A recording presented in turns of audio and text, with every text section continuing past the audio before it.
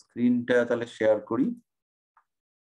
হ্যাঁ, আমরা আজকে যেগুলো পড়াশোনা করব তার মধ্যে রয়েছে লগ্ন, রাশি এবং ভাব। লগ্ন আমরা আগের দিনকে পড়েছিলাম, কিছুটা রাশি সম্পর্কেও পড়েছিলাম, আর ভাব এইটা হচ্ছে গিয়ে আমরা আজকে জানবো। আজকে আমাদের মূল পাঠ্য বিষয় যেটা, সেটা হচ্ছে ভাব। আর আগের দিন আমরা যেটা পড়েছিলাম যে আমাদের পুরো বিচার যে যার উপরে বেস করে আমরা প্রেডিকশন করি, সেটা ডিপেন্ড করছে শুধুমাত্র তিনটে জিনিসের উপরে। একটা হচ্ছে রাশি, যাকে আমরা বলি সাইন, 12টা রাশি। কেন 12টা রাশি, এটা আমরা আগের দিন পড়েছিলাম। প্ল্যানেটস অর্থাৎ গ্রহ, যারা এই রাশিগুলোর ওপরে ঘুরে বেড়ায় এবং আমাদের ফল দেয়। আর তৃতীয় হচ্ছে ভাব। তো ঘটনাটা আমি একবার একদম সহজভাবে বোঝাই। ভাব হচ্ছে আমাদের জীবনের বিভিন্ন বিষয়ের নির্দেশক। যেমন বাবা একটা ভাব, মা একটা ভাব, ভাই একটা ভাব, ভাইয়ের বউ আর একটা ভাব, ছেলে একটা ভাব, ছেলের বউ একটা ভাব, আমি একটা ভাব, আমার চাকরি একটা ভাব, এইরকম। তো এই ভাবগুলো এই 12টা রাশির মধ্যেই ছড়িয়ে ছিটিয়ে আছে। কোথায় আছে সেটা আমাদের খুঁজে বার করা শিখতে হবে। এবার এই রাশিগুলোর উপরে গ্রহরা ঘুরে বেড়াচ্ছে। এই গ্রহরা ঘুরে বেড়াতে গিয়ে ধরে নিচ্ছি সূর্য কোনো একটা রাশিতে ঘুরে বেড়াচ্ছে।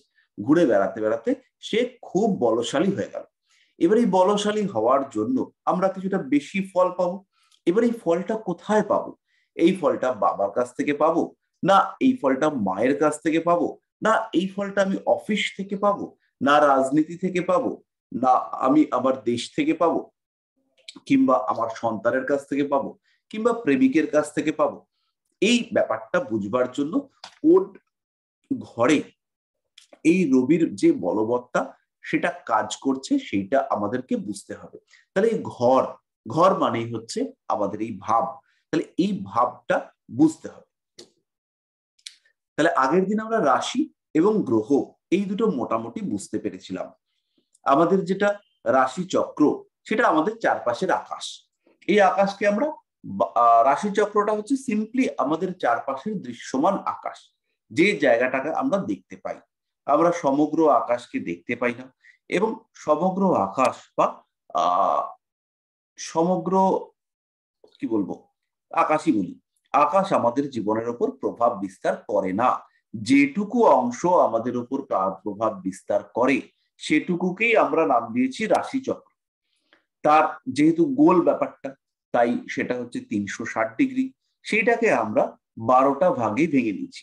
12টা ভাগ হচ্ছে আমাদের 12টা রাশি। কেন 12টা রাশি সেটাও আমরা মোটামুটি বুঝতে পেরেছি। 12টা রাশি, 3 রকম শক্তির প্রকাশ আর 4 রকম তত্ত্ব, এর কারণে আমরা রাশিকে 12টা ভাগেই ভেঙেছি। তাহলে 12টা রাশি হয়ে গেল। আর আমাদের হলো গ্রহ। এবারে এই যে 12টা রাশি, এরা হচ্ছে রাশিচক্রের স্থির বিভাজন। রাশিচক্রের স্থির বিভাজন। 12টা রাশি কখনো একটা রাশি আর একটা রাশির জায়গায় যাবে না, একই জায়গায়। মেষ রাশি সারা জীবন ধরে মেষেই আছে, এটা ঘোরাফেরা করছে না। ঘোরাফেরা করছে কারা? ঘোরাফেরা করছে আমাদের গ্রহগুলো। গ্রহগুলো এদের মধ্যে প্রত্যেকের নির্দিষ্ট আবর্তনের সময় রয়েছে। এই আবর্তনের সময়টা কিন্তু জিওসেন্ট্রিক, মানে পৃথিবীর উপরে নির্ভর করে। আপনাদের প্রত্যেকের কাছে স্টাডি মেটেরিয়াল আছে।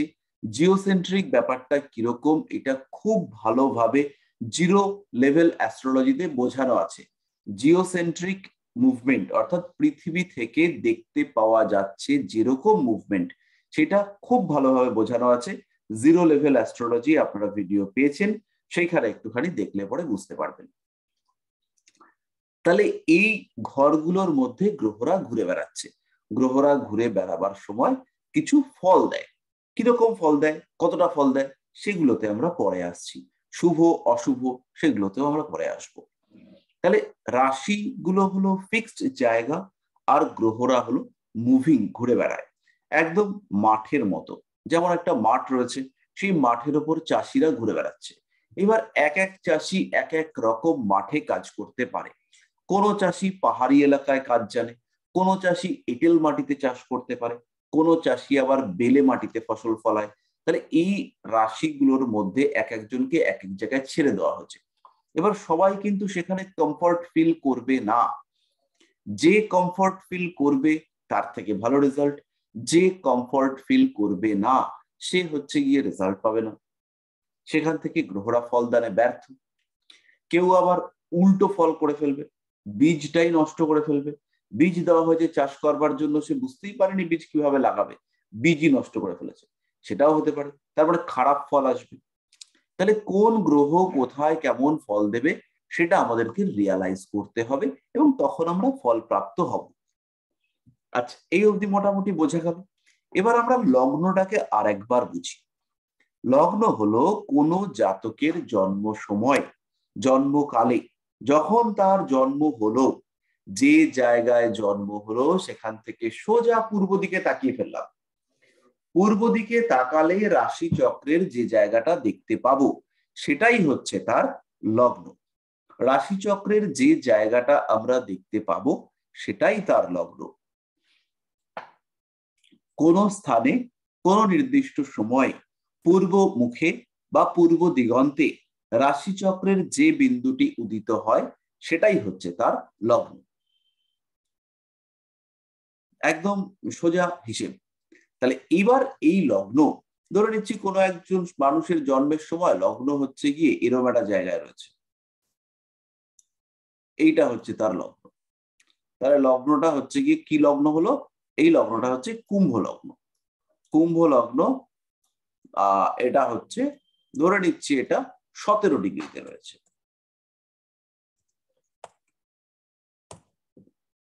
17 ডিগ্রিতে কুম্ভ লগ্ন অবস্থান করে রয়েছে। খুব ভালো কথা। তাহলে এই যে লগ্নটা 17 ডিগ্রিতে পেলাম, তাহলে এই লগ্নটা থেকে শুরু করে 12টা ঘরকে আমরা বলবো 12টা ভাব। তাহলে এটা 1 নম্বর ভাব, 1 নম্বর ভাব মানে লগ্ন। তাহলে পরেরটা 2 নম্বর ভাব, তারপরটা 3 নম্বর, তারপরটা 4, 5, 6, 7, 8 করে লাস্টেরটা 12। তাহলে এগুলোকে আমরা ইটালিক রোমান হরফে লিখব।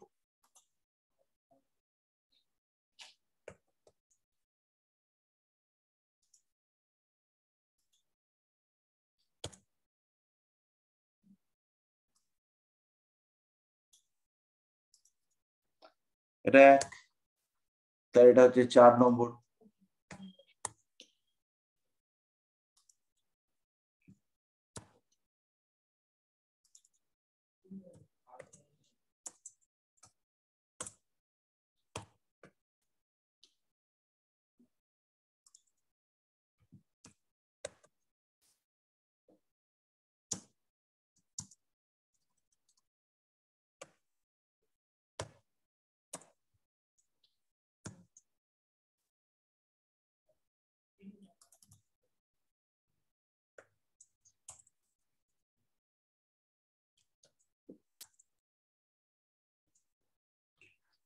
তো এই হলো আমাদের 12টা ঘর। 12টা ঘরকে আমরা বলবো 12টা ভাব। এবার একটা প্রশ্ন আসবে যে তাহলে এই ভাবটা কোথা থেকে শুরু আর কোথা থেকে শেষ? এই প্রশ্নটা বারংবার আমাদের মধ্যে আসে যে ভাবটা কোথা থেকে কত অবধি বিস্তৃত। এবার এই যে ভাব বা হাউস এর যে ডিস্ট্রিবিউশন পদ্ধতি, এগুলো অনেক রকম পদ্ধতি রয়েছে। বিভিন্ন জ্যোতিষ প্রবক্তা বিভিন্ন সময় বিভিন্ন রকম পদ্ধতি প্রয়োগ করেছেন। কখনো সমান সমান ভাব, যে এখানে 17 ডিগ্রি থেকে এই ঘরে 17 পর্যন্ত, তারপরে এখান থেকে এখানে 17 পর্যন্ত। কেউ বলেছেন না, এটা হবে না, 17 ডিগ্রি এইটার রেসপেক্টে এদিকে কিছু একটা, এদিকে কিছু একটা। তার মানে এই ভাবটা মোটামুটি শুরু হয়েছে 17-15 আগে, মানে 2 থেকে। তারপরে এই ভাবটার যে বিস্তার সেটা হচ্ছে এই দিকে 2 ডিগ্রি থেকে শুরু হয়েছে আর এই ঘরে 2 ডিগ্রি পর্যন্ত রয়েছে। তাহলে এখানে 2 ডিগ্রি পর্যন্ত আর এইখানে শুরু হয়েছে এদিকে 2 ডিগ্রি থেকে, মানে 17-র আগে 15 আর 17-র পরে 15 এরকম। তো এরকম বিভিন্ন ধরনের ভাব বিশ্লেষণ রয়েছে। আমি একদম সহজ সরল ভাব বিশ্লেষণ ফলো করি, সেটা হচ্ছে যত ডিগ্রিতে আছে তার ঠিক 15 ডিগ্রি পরে আর তার ঠিক 15 ডিগ্রি আগে। 12টা ভাব মানে প্রত্যেকটা 30 ডিগ্রি করে। প্রত্যেকটা ভাববিন্দুর 15 ডিগ্রি আগে আর 15 ডিগ্রি পরে। তাহলে দ্বিতীয় ভাব শুরু হবে 2 ডিগ্রি থেকে আর যাবে এই ঘরের 2 ডিগ্রি পর্যন্ত, মানে দ্বিতীয় ভাব পৌঁছবে এই পর্যন্ত। তৃতীয় ভাব সেটা এই পর্যন্ত যাবে, চতুর্থ ভাব সে হচ্ছে এই পর্যন্ত, এরকম ভাবে ভাবগুলো যাবে। পঞ্চম ভাব সেও 2 ডিগ্রি পর্যন্ত, ষষ্ঠ ভাব সেও 2 ডিগ্রি পর্যন্ত, এরকম আর কি। তাহলে এইবার এখানে একটা হচ্ছে ভাব মধ্য বা ভাব স্ফুট, সেইটা হচ্ছে 17 ডিগ্রি। ভাব আরম্ভ 2 ডিগ্রি। তাহলে প্রথম ভাব আরম্ভ হচ্ছে কুম্ভের 2 ডিগ্রি থেকে। ভালো করে বুঝুন, প্রথম ভাব লগ্ন সেটা সৃষ্টি হচ্ছে, শুরু হচ্ছে কুম্ভ রাশির 2 ডিগ্রি থেকে, যাবে মীন রাশির 2 ডিগ্রি পর্যন্ত। আপনারা সবাই এতদিনের রাশিগুলোর নাম জেনেই গেছেন, মেষ থেকে শুরু করে মীন পর্যন্ত 12টি রাশি। প্রত্যেকটা রাশি আমাদের শরীরের কোন কোন অঙ্গ নির্দেশ করে সেটাও আপনারা বুঝতে পেরেছেন।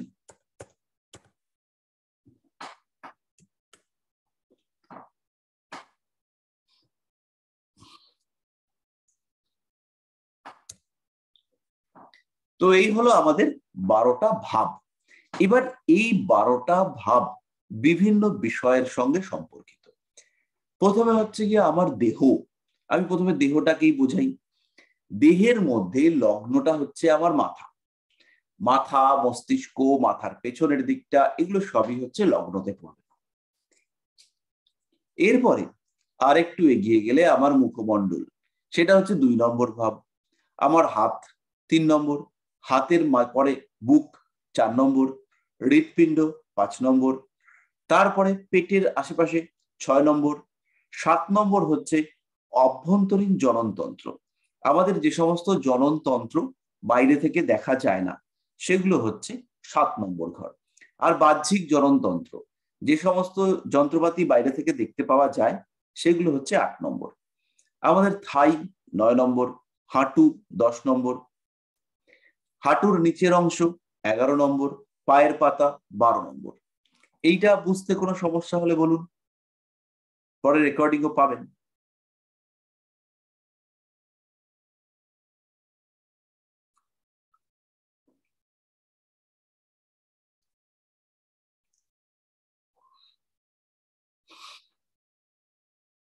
তাহলে যদি আমরা 3 নম্বর ঘরে যদি দেখি মঙ্গল রয়েছে এবং সেই মঙ্গলটা শনি দ্বারা দৃষ্ট, শনির দৃষ্টি পড়তে পারে।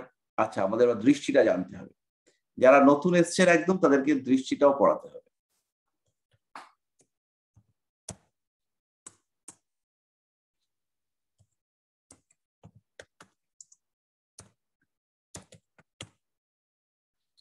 আচ্ছা, তাহলে মঙ্গল যদি 3 নম্বর ঘরে থাকে, 3 নম্বর ঘর আমরা বললাম আমাদের হাত, তাহলে হাতের মধ্যে যদি মঙ্গল থাকে শনি দৃষ্ট হয়ে, তাহলে পরে সেই লোকটার হাতে খুব জোর থাকতে পারে, হাতগুলো লম্বা লম্বা হতে পারে, আবার হাতে আঘাত প্রাপ্তির সম্ভাবনা সেটাও সৃষ্টি হতে পারে। হাতে হচ্ছে গিয়ে আঘাত লাগার জায়গা কিন্তু রয়েছে। তাহলে মঙ্গল যদি তৃতীয় না থেকে চতুর্থে থাকে, তাহলে মায়ের সঙ্গে ঝগড়া হতে পারে, বাড়িতে আগুন লাগার সম্ভাবনা থাকতে পারে। এবার সেই রাশিটা সেটা যদি অগ্নিতত্ত্বের রাশি হয় তাহলে আগুন লাগবার সম্ভাবনা বেশি। তার সঙ্গে যদি 6 নম্বর ঘরের সম্পর্ক থাকে তাহলে ক্ষয় হতে পারে। তো এই যে কোন ঘর কি বোঝায় সেটা আমাদেরকে একটুখানি বুঝতে হবে, কোন ঘর থেকে আমরা কি বিচার করি।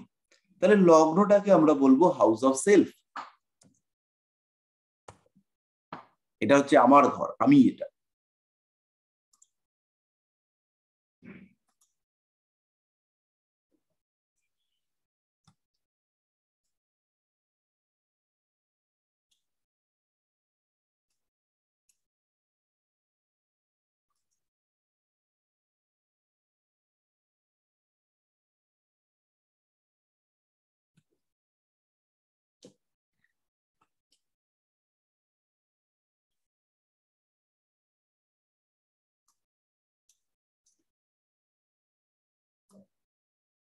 1 নম্বর ঘরটা হচ্ছে হাউস অফ সেলফ, দু নম্বর ঘরটা হচ্ছে হাউস অফ গেইন। 3 নম্বর হাউস হচ্ছে হাউস অফ অ্যাক্টিভিটি। 4 নম্বর হাউস হচ্ছে হাউস অফ স্টেবিলিটি। এই জায়গাগুলো না একটু রিয়ালাইজ করতে হবে। স্টেবিলিটি, স্থিতিশীলতা, বিভিন্ন জিনিস স্টেবিলিটির ক্ষেত্রে আসবে। যখন আমি মায়ের জঠরে, মায়ের গর্ভে, তখন গর্ভই আমার স্টেবিলিটির জায়গা। যখন আমি বাড়িতে, তখন বাড়ি আমার স্টেবল জায়গা। যখন আমি একটু ঘুমোচ্ছি, তখন বিছানাটা আমার স্টেবিলিটির জায়গা। যেখানে আমি বসছি, চেয়ার, সেই চেয়ারটা হচ্ছে স্টেবিলিটির জায়গা। যদি দেখবেন, খুব ছোট্ট জিনিস, আপনারা অফিসে চাকরি করেন, চতুর্থ ঘরে রাহু বসে রয়েছে, বা চতুর্থ ঘরে রাহুর দৃষ্টি রয়েছে, চেয়ার একটু ডিস্টার্ব হওয়ার সম্ভাবনা দেখতে পাওয়া যাবে। চেয়ার নড়বড়ে, চেয়ারে কবজা টবজার ক্ষেত্রে খটর মটর আওয়াজ হচ্ছে, এই সমস্ত ব্যাপারগুলো কিন্তু দেখতে পাবেন, ছোট্ট ছোট্ট বিষয়। 5 নম্বর ঘর হচ্ছে হাউস অফ ক্রিয়েশন। আপনি মিউজিক ইনস্ট্রুমেন্ট বাজান, আপনি ক্রিয়েটিভ লোক, সেটা আপনার ক্রিয়েশন। আপনার একটা বাচ্চা হলো, সেটাও আপনার ক্রিয়েশন। আপনি প্রেম করছেন, মনের মধ্যে ডিজায়ার, সেটাও আপনার ক্রিয়েশন। 6th হাউস হচ্ছে হাউস অফ, 6th হাউসটাকে আমি পরে লিখবো। 7th হাউস হচ্ছে house of interaction.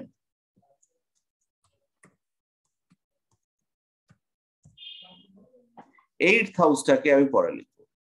9th house হচ্ছে হাউস অফ সোর্স। কিরকম source?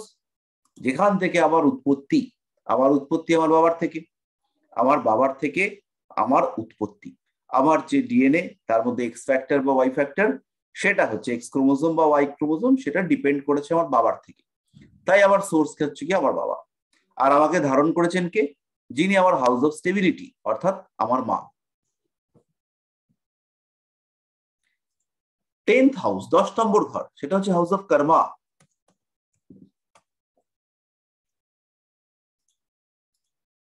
11th house, house of success.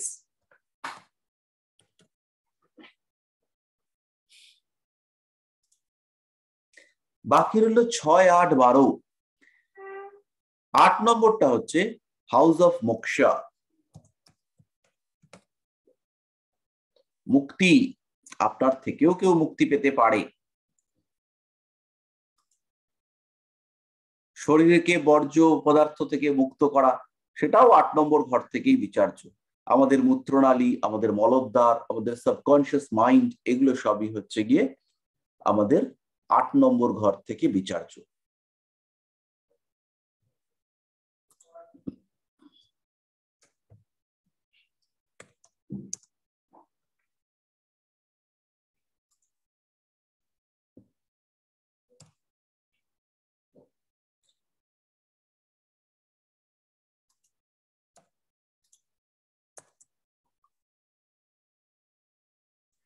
বারো নম্বর ঘরটাকে আমরা লিখলাম হাউস অফ এক্সপেন্সেস, আর 6 নম্বর ঘরটাকে লিখলাম হাউস অফ সিন, দুঃখের ঘর অথবা এনিমি।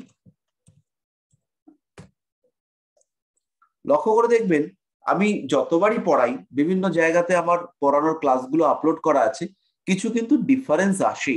কারণ আমি তো কোনো নোট টোট দেখে পড়াচ্ছি না, যেমন যেমন মাথার মধ্যে আসবে গড়গড় করে তেমন তেমন পড়ানোর চেষ্টা করি। তো তাই এক একবার, যেমন এই হাউস অফ সিন এই ওয়ার্ডটা আমি প্রথম ইউজ করলাম আজকে, এর আগে কিন্তু এই হাউস অফ সিন ওয়ার্ডটা আমি ইউজ করিনি।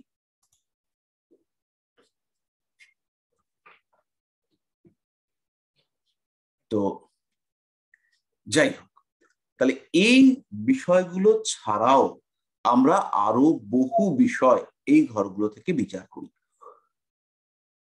সেইগুলো আমি লিখবো, সেইগুলো লিখতে গিয়ে আমার কিছু হেল্প দরকার। তো আপনারা একটু একটু করে বলুন যে 2 নম্বর ঘর থেকে আর কি কি বিচার করব।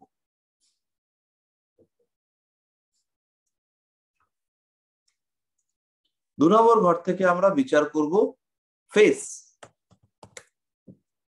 আর কিছু?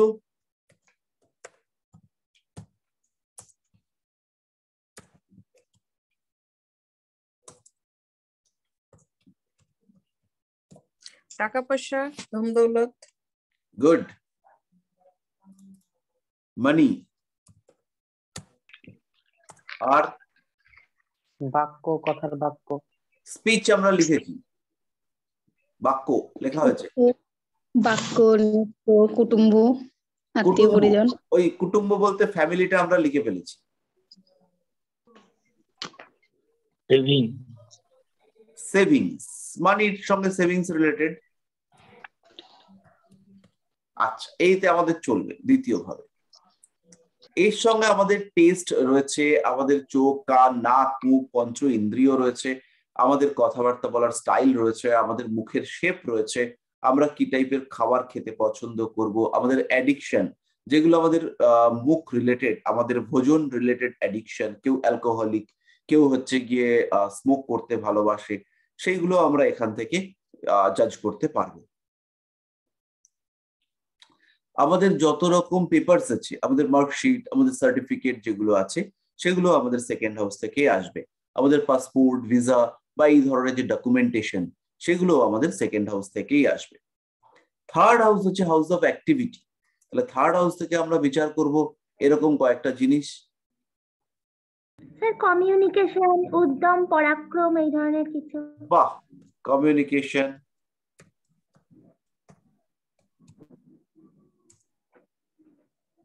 সাহস, পরাক্রম, এই সমস্ত গুলো আমরা পরিবেশ, প্রতিবেশী।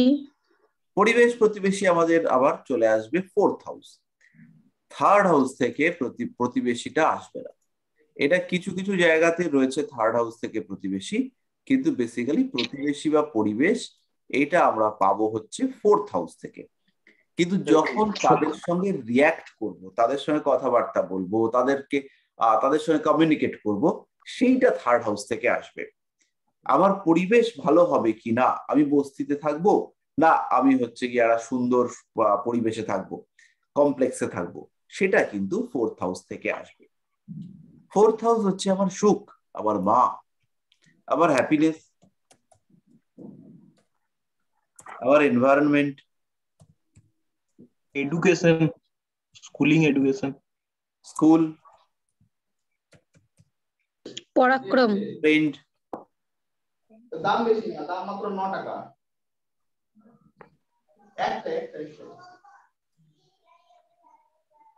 আচ্ছা, বিয়েগুলো তো একটু অফ করতে হবে। আচ্ছা, পরাক্রম, এই পরাক্রমটা আমাদের থার্ড হাউস থেকে দেখবো। থার্ড হাউস থেকে আরেকটা জিনিস দেখবো, সেটা হচ্ছে হ্যান্ড, আমাদের বাহু, এর সঙ্গে সঙ্গে আমাদের স্ট্রেংথ। স্যার স্বাস্থ্য, স্বাস্থ্য, স্বাস্থ্য, ছোট ভাই বোন, হেলথ। হেলথ আমরা পাবো হচ্ছে 1 নম্বর ঘর থেকে। এইবার হেলথ তো খুব ভালো, কিন্তু সেই মানুষটা অ্যাক্টিভ কিনা সেইটা আমরা পাবো 3 নম্বর ঘর থেকে। 3 নম্বর ঘরটা খুব স্ট্রং, কিন্তু 1 নম্বর ঘরটা মরে রয়েছে, তাইলে কিন্তু সেই মানুষটার গায়ে মোটে জোর থাকবে না। সেই মানুষটা হচ্ছে গিয়ে তখন অ্যাক্টিভিটির জন্য যে এনার্জি রিকোয়ারমেন্ট, সেইটা খুঁজে পাবে না। 5 নম্বর ঘর ক্রিয়েশন, এখানে আমাদের এডুকেশন আছে, সন্তান, ক্রিয়েটিভিটি, চাইল্ড, লাভ ম্যারেজ, লাভ, ম্যারেজ নয়, লাভ, ম্যারেজ কিন্তু এখান থেকে একদমই নয়। আচ্ছা, ক্রিয়েশনের পরে আমরা চলে আসবো এডুকেশন, চাইল্ড,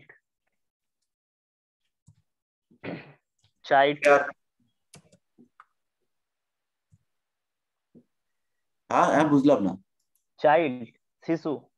চাইল্ড, এ বাবা, এডুকেশন দুবার হয়ে গেল।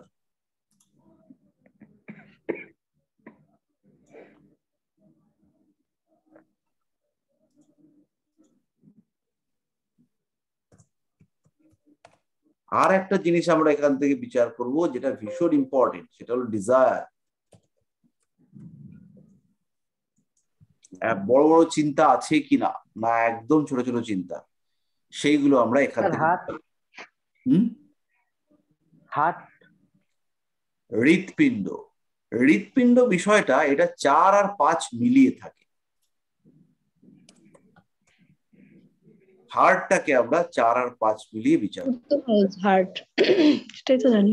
হ্যাঁ, এবার 4 নম্বর ঘরটা হচ্ছে মন, আর 5 নম্বর ঘরটা হচ্ছে আরেকটু এগিয়ে ব্রেন, ব্রেনের থিঙ্কিং, মানুষটা কি টাইপের ভাবনা চিন্তা করতে পারবে। লগ্ন হচ্ছে গিয়ে তার জেনারেল প্রকৃতি, কিন্তু তার ভাবনার মধ্যে যে ওই মোর ভাবনারে ওই টাইপের যে ব্যাপার, সেটা আসবে 5 নম্বর ঘর থেকে। ডিফারেন্সিয়েট করা খুব কঠিন। যেমন লগ্ন হচ্ছে গিয়ে ব্রেনের পাওয়ার, 5 নম্বর হচ্ছে মেধা। লগ্ন স্ট্রং হলে পরে মানুষটা ব্রেনই হবে, কিন্তু সেই ব্রেনের ইমপ্লিমেন্টেশন, মেধা শক্তি, সেটা কিন্তু 5 নম্বর ভালো না হলে কিছুতেই সে মেধাকে কাজে লাগাতে পারবে না। বোঝা গেল? এগুলো আস্তে আস্তে আমরা বুঝবো, মোটামুটি মাস 6 করবার পরে আমরা প্র্যাকটিস করতে পারবো।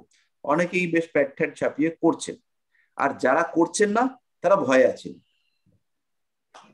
আচ্ছা, 6 নম্বর হচ্ছে লিভার, আমার পরিশ্রম, আমার শত্রু, অসুস্থতা, ডিজিজ, রোগ। হ্যাঁ, আইনি ঝামেলা স্যার, মামলা মোকদ্দমা, legal issues, effort, competitive exam, competition, job,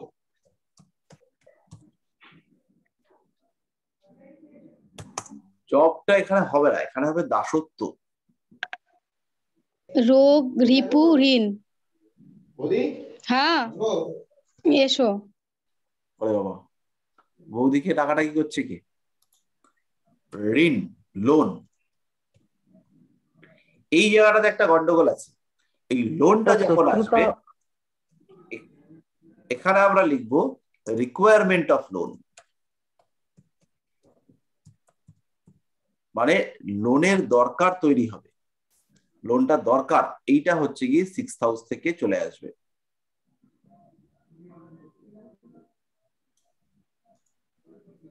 আচ্ছা, রোগ, রোগ, রিপু, ঋণ। রোগ, রিপু, ঋণ আমাদের হয়ে গেছে। 6th হাউস থেকে আর কিছু আমাদের বিচার, শত্রু, শত্রু প্রথমেই লেখা আছে, সিন আর এনিমি লেখা আছে তো। Enemy sir passport visa, passport visa, এইখানে যখন লিগ্যাল ব্যাপার স্যাপার আসবে তখন পাসপোর্ট ভিসা আসবে, কিন্তু একটু আগেই বললাম পাসপোর্ট ভিসা হচ্ছে 2nd হাউসের সঙ্গে ক্লোজলি রিলেটেড। আচ্ছা, এখানে একটা জিনিস থাকবে এখনকার দিনে যেটা বেশ গুরুত্বপূর্ণ, সেটা হচ্ছে ভাড়াটে, টেনেন্ট। মামা বাড়ি, মামা বাড়ি, মামা বাড়ি নয়, মামা। মামা ভাড়াটিয়া বলতে যাচ্ছিলাম বলে। এটা হচ্ছে ম্যাটারনাল আঙ্কেল। এখানে একটা জিনিস আমরা বাদ দিয়ে এসেছি, সেটা হচ্ছে 3rd হাউস থেকে আমরা ভাই বিচার করি, ভাই বোন।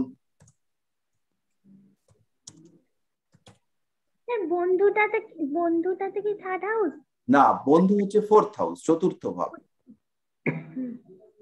7 নম্বর হচ্ছে হাউস অফ ইন্টারাকশন। এই ইন্টারাকশনটা হচ্ছে আত্মা এবং অনাত্মার ইন্টারাকশন। এইখানে কিন্তু হাউস অফ পার্টনারশিপও বলতে পারি। সমস্ত রকম partnership, life partner, business partner, সব 7 নম্বর থেকে বিচার্য। বিজনেস পার্টনার, বিজনেস ইন্টারাকশন, আদান প্রদান, লেনদেন, কিছু নেব কিছু দেব, এগুলো সব হচ্ছে 7 নম্বর ঘর থেকে বিচার্য। স্পাউস মানে হলো আমার দম্পতি, বউ বা হাজবেন্ড বা ওয়াইফ।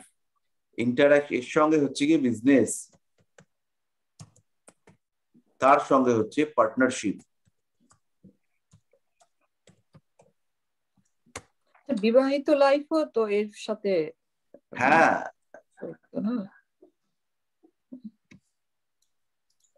বিবাহিত লাইফও এর সাথেই পড়বে।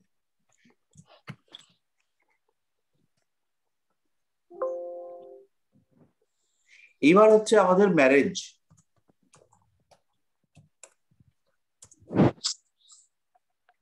পার্টনারশিপ, পার্টনার হয়ে গেল আমাদের।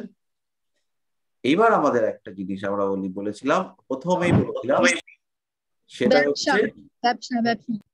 ইন্টারনাল জেনিটালস, মানে আভ্যন্তরীণ জনন অঙ্গ, সেইগুলো সব হচ্ছে 7 নম্বর ঘর থেকে বিচার্য। এইটা কিন্তু আমাদের সন্তানের সময় বিশেষভাবে দেখতে হবে, কারণ প্রচুর ক্ষেত্রে বাচ্চা হয় না যাদের, তারা অ্যাস্ট্রোলজারের কাছেও আসে, ডাক্তারের কাছেও আসে। তো সেই জায়গাটাতে কিন্তু আমাদের এটা একটু দেখতে হবে যে ইন্টারনাল জেনিটাল অর্গানস গুলো ঠিকঠাক রয়েছে কিনা, সেটা আমরা 6, 7 এই সমস্ত ঘর থেকে পাবো।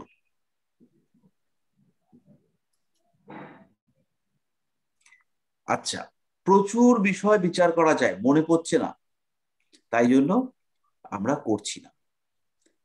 8 নম্বর ঘর থেকে আমরা বিচার করব মোক্ষ। মোক্ষ মানে হচ্ছে মৃত্যু, তাহলে এখানে হচ্ছে গিয়ে লংজিভিটি। তন্ত্র, সাবকনশিয়াস মাইন্ড, তন্ত্র, অকাল্ট সায়েন্স। পূর্বপুরুষের সম্পত্তি। শ্বশুর বাড়ির সম্পত্তি।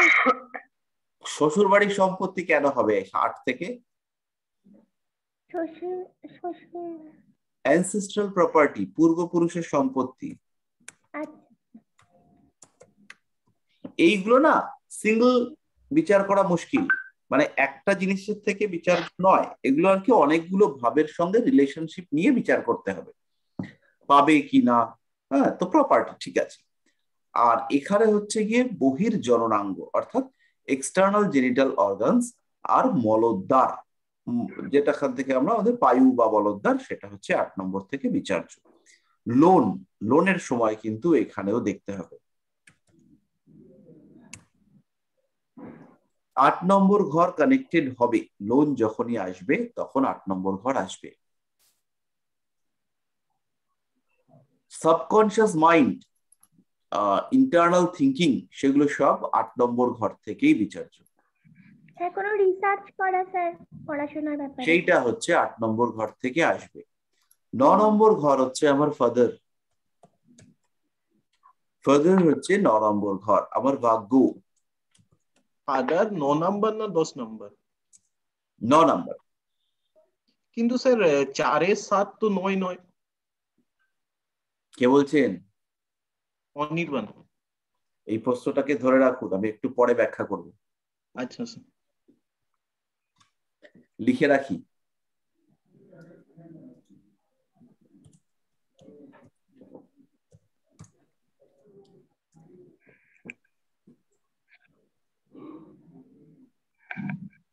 এই ব্যাখ্যাটা কিন্তু আজকেই করব, আর কোনোদিন করব না।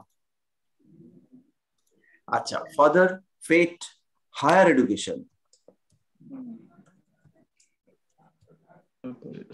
Spiritual activity.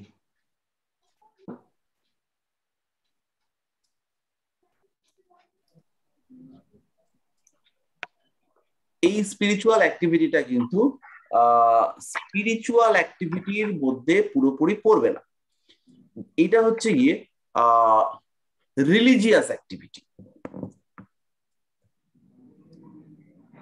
ধর্ম। হ্যাঁ, ধর্ম, পুজো পাঠ, যেগুলো ওপেন। এবার একটা মানুষ সে হচ্ছে গিয়ে তন্ত্র সাধনা করছেন, বা হচ্ছে গিয়ে সে তার হচ্ছে গিয়ে সাবকনশিয়াস মাইন্ডকে তিনি অ্যাক্টিভ করে বসে আছেন, সেইটা হচ্ছে গিয়ে আসবে হচ্ছে কি বলে জানো 8 নম্বর ঘর থেকে। এবার হচ্ছে আমাদের কর্ম, এখানে হচ্ছে আমাদের কর্ম, যেটা এখান থেকে আমরা আমাদের প্রফেশন ক্যালকুলেট করব। এর সঙ্গে সঙ্গে আমরা এখান থেকে হাঁটুর বিচার করব, হাঁটু আমাদের নি। 11th হাউস হচ্ছে গিয়ে আমাদের সাকসেস, ইনকাম,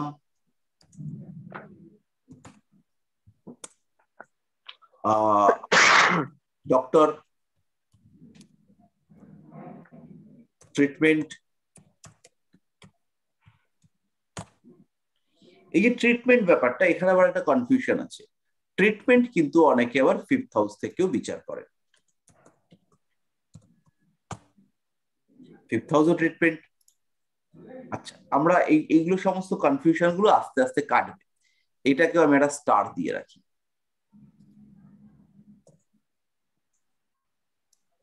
একটা লাল স্টার দিয়ে রাখলাম। 12 নম্বর ঘর হচ্ছে আমাদের এক্সপেন্সেস।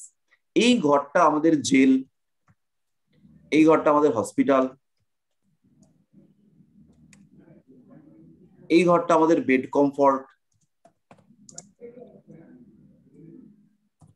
যাত্রা, ফরেন,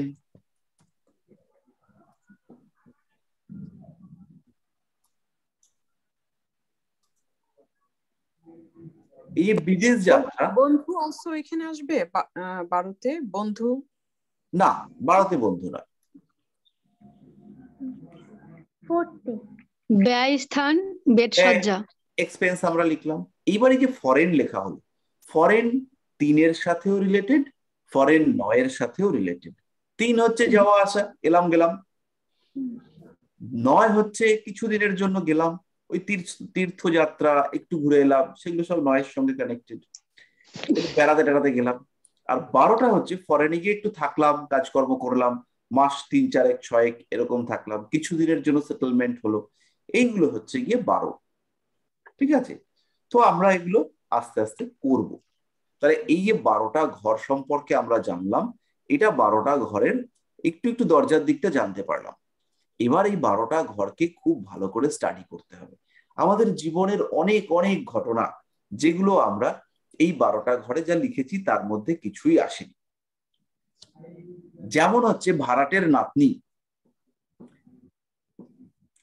একজন মানুষ, তার হচ্ছে গিয়ে কুনজর কার সঙ্গে? কার উপরে? ভাড়াটের নাতনির উপরে। তাহলে ভাড়াটের নাতনি, তার সঙ্গে কুনজর, এগুলো খুঁজে বার করতে হবে। আদৌ কি তার কুনজর দেওয়ার ক্ষমতা আছে? আজকে সকালবেলা ঘুম থেকে উঠে আমার হাত থেকে পেনটা পড়ে ভেঙে গেল, হাত থেকে পেনটা পড়ে ভেঙে গেল। তাহলে এই পেন কোন ঘর থেকে বিচার করব? পড়ে ভেঙে গেল, মনটা খারাপ হলো,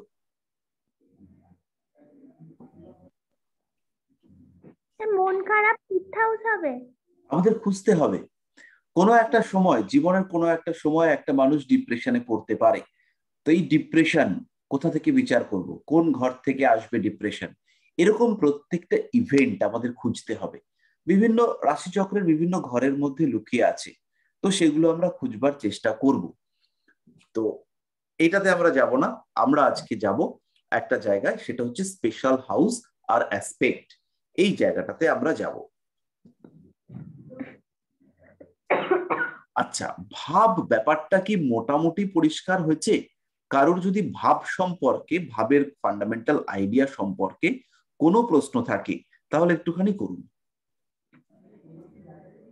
ভাব হচ্ছে লগ্ন থেকে ধরে 12টা ডিস্ট্রিবিউশন, 12টা ঘর, এবং সেই ঘরগুলোর মধ্যে আমার সমস্ত লাইফ ইভেন্ট, সেইটাকে স্পেসিফাই করে দেওয়া। এবার আমাদের করতে হবে গ্রহের দৃষ্টি। এই গ্রহরা এরা দৃষ্টি দেয়। দৃষ্টি মানে প্রভাব, দৃষ্টি মানে রাশিচক্রকে ইনফ্লুয়েন্স করে বিভিন্ন ভাবে, এরা রাশিচক্রকে ইনফ্লুয়েন্স করে। তো এর মধ্যে সবচেয়ে বড় স্ট্রং ইনফ্লুয়েন্স হচ্ছে পূর্ণ দৃষ্টি। পূর্ণ দৃষ্টি মানে হচ্ছে কি পুরো, কমপ্লিট অ্যাসপেক্ট, ফুল অ্যাসপেক্ট। গ্রহরা এক একটা গ্রহ এক একটা দিকে দৃষ্টি দেয়। এছাড়াও রয়েছে একপদ দৃষ্টি, দ্বিপদ দৃষ্টি, ত্রিপদ দৃষ্টি। এক পদ মানে হচ্ছে পূর্ণ দৃষ্টি হচ্ছে 4 পদ, 4 মাত্রা। এক পদ মানে হচ্ছে 1/4 অ্যাসপেক্ট, দ্বিপদ মানে হচ্ছে হাফ অ্যাসপেক্ট, ত্রিপদ মানে হচ্ছে 3/4, পৌনে অ্যাসপেক্ট দৃষ্টি। তো এই এক পদ, দ্বিপদ বা ত্রিপদ, এগুলোকে আমরা বিরাট গুরুত্ব দেই না, দেওয়া উচিত কিন্তু দেই না, দেওয়া দরকার, খুবই দরকার। গভীর বিচারের সময় আমাদের মতন লোভী মানুষরা দেন না, কিন্তু যারা ট্রু অ্যাস্ট্রোলজি প্র্যাকটিস করেন তারা কিন্তু অবশ্যই এটাকে গুরুত্ব দিয়ে থাকেন। তো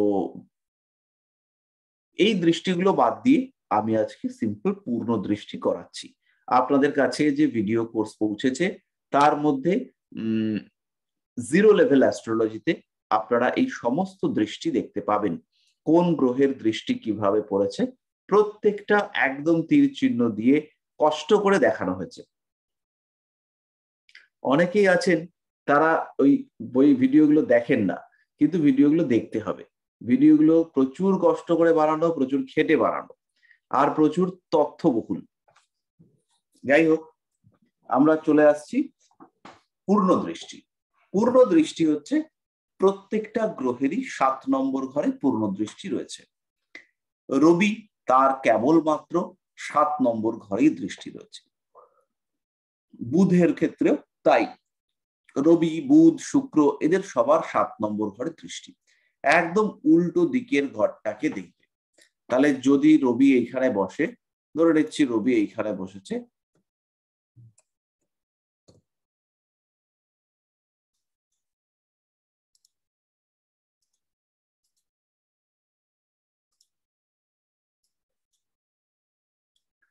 তাহলে 7 নম্বর ঘরে তার দৃষ্টি পড়বে। 7 নম্বর ঘর মানে হচ্ছে উল্টো দিকের ঘরটা, এই ঘরটাতে তার দৃষ্টি পড়বে।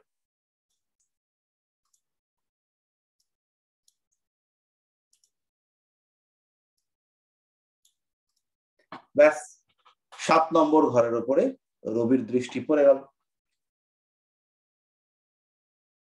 রবি, বুধ, শুক্র এদের এইরকমই দৃষ্টি। এবার আমাদের এলো বৃহস্পতি। দৃষ্টি হচ্ছে 5, 7, 9। শনি,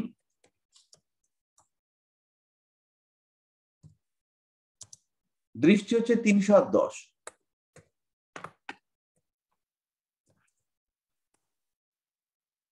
আর মার্স, মার্সের মঙ্গলের দৃষ্টি হচ্ছে 4, 7, 8।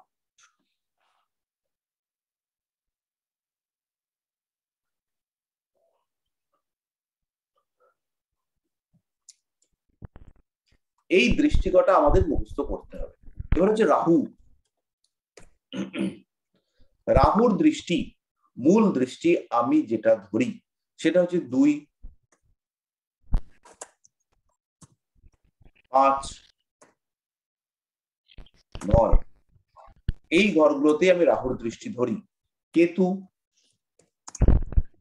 এর হচ্ছে 5, 9 এই ঘর দুটোতে কেতুর দৃষ্টি ধরি।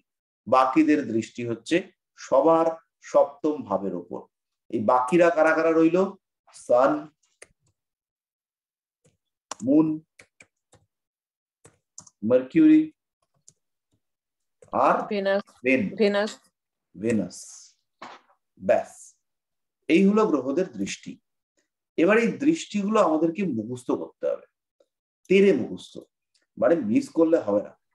যদি দৃষ্টি আমরা মুখস্থ করতে না পারি। স্যার বলছিলাম রাহু কেতুর কি 7ম দৃষ্টি থাকে না? থাকে, রাহু কেতুর 7ম দৃষ্টি থাকে, খুব ভালোভাবেই থাকে। কিন্তু রাহু আর কেতু এরা হচ্ছে পরস্পর বিরোধী সত্তা। এবার রাহুর দৃষ্টি, রাহুর ইম্প্যাক্ট যদি আমি কেতুর উপরে নিয়ে গিয়ে ফেলি, রাহু হচ্ছে হাইপার অ্যাক্টিভিটি ইন্ডিকেট করে, যেমন জলের মধ্যে কৃমি কিলকিল হচ্ছে, আর কেতু হচ্ছে গিয়ে ল্যাক অফ অ্যাক্টিভিটি। তাহলে কেতুকে যেখানে আমি অ্যাক্টিভ ধরছি সেইখানে রাহুর ইম্প্যাক্ট সেটা কিন্তু অ্যাক্টিভ হচ্ছে না।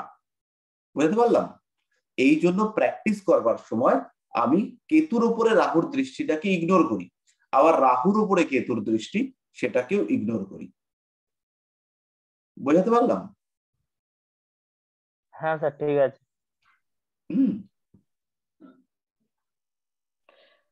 Sir, Sun, Moon, Mercury and what you call Venus, এগুলি সবই only 7th house মানে দৃষ্টি দেয়। একদম। এবার দৃষ্টি দিলে কি হয়, এটা একটা প্রশ্ন আমাদের মাথার উপরে আসবে। দৃষ্টি দিলে হচ্ছে গিয়ে একটু এর কোয়ালিটি ইম্পোজ করতে চায়, এর এফেক্টটা ওই ঘরটার মধ্যে দিতে চায়। যেমন শুক্র হচ্ছে একটা সুন্দর গ্রহ। শুক্র আমাদের যত গ্রহ রয়েছে এদের মধ্যে সবচেয়ে সুন্দর হচ্ছে শুক্র। চন্দ্র খুব সুন্দর, বুধও সুন্দর, বৃহস্পতিও সুন্দর। তো শুক্র হচ্ছে একটু বেশি সুন্দর, শুক্রর অ্যাট্রাকশন খুব বেশি। তাহলে যদি কারো 7 নম্বর ঘরের উপরে শুক্রের দৃষ্টি পড়ে, তাহলে হতে পারে তার বউ বা হাজবেন্ড একটু অ্যাট্রাকটিভ টাইপ হলো। বোঝা গেল? হ্যাঁ, তার মানে সে নিজে সুন্দর হবে না, তার পার্টনার সুন্দর সে হবে। নিজেও সুন্দর হতে পারে, কারণ তার হচ্ছে কি লগ্নে শুক্র তো রয়েছে, লগ্নে শুক্র থাকলেই 7 নম্বরের দৃষ্টি পড়বে। তাহলে শুক্র যে ঘরগুলোকে এফেক্ট দিল সেই ঘরগুলোতে সৌন্দর্য ইম্পোজড হলো।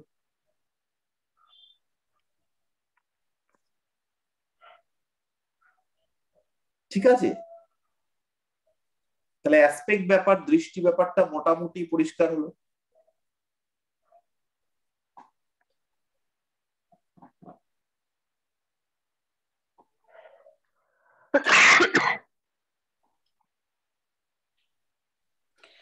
আচ্ছা, এখানে আমার একটা কোশ্চেন আছে।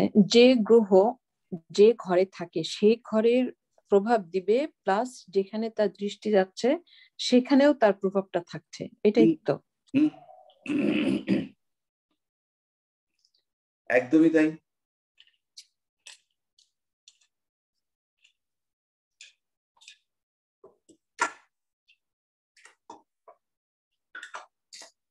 তো আমরা একটা এক্সাম্পল শেয়ার করে একটু বোঝানোর চেষ্টা করব। প্লিজ। এক সেকেন্ড, আমি শেয়ার করছি।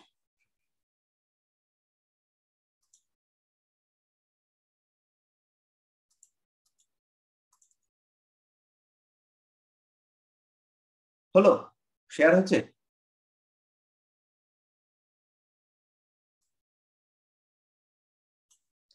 দেখুন, আমাদের এখানে একটা রাশি চক্র রয়েছে যার ডেট অফ বার্থ হচ্ছে 39/1980। তাহলে এই মানুষটা আমার কাছে এসছে, আমি এর কুণ্ডলী দেখছি। তাহলে দেখতে গিয়ে আমি কি দেখলাম, এর ঘর, এর যে ঘরটা, এই ঘরটার মধ্যে আমরা একটা ঘর খুঁজে বার করলাম, এই ঘরটা।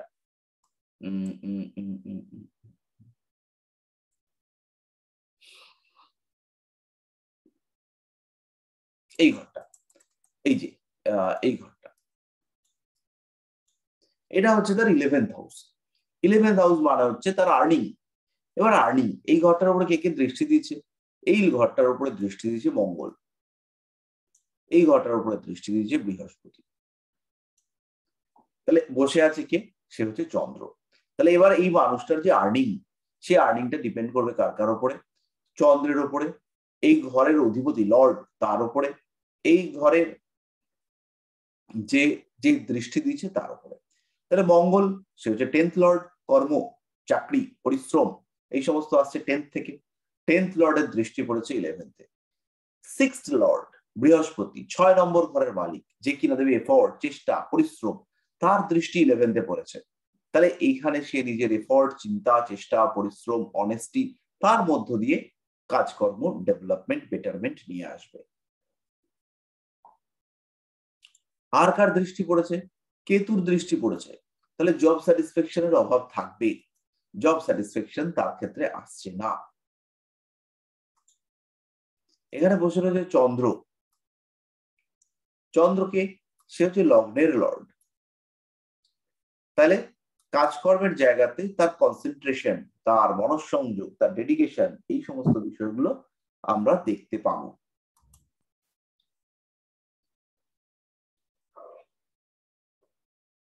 বোঝা গেল?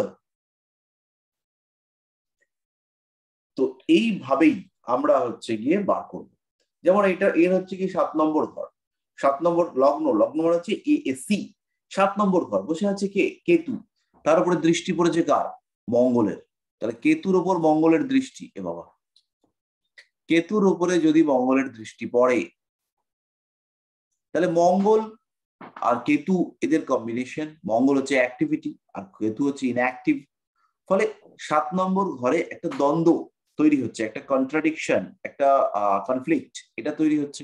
একদিকে মঙ্গল, অন্যদিকে কেতু। তাহলে এই কম্বিনেশনটা হচ্ছে আলটিমেটলি বেনিফিশিয়াল কম্বিনেশন হচ্ছে না।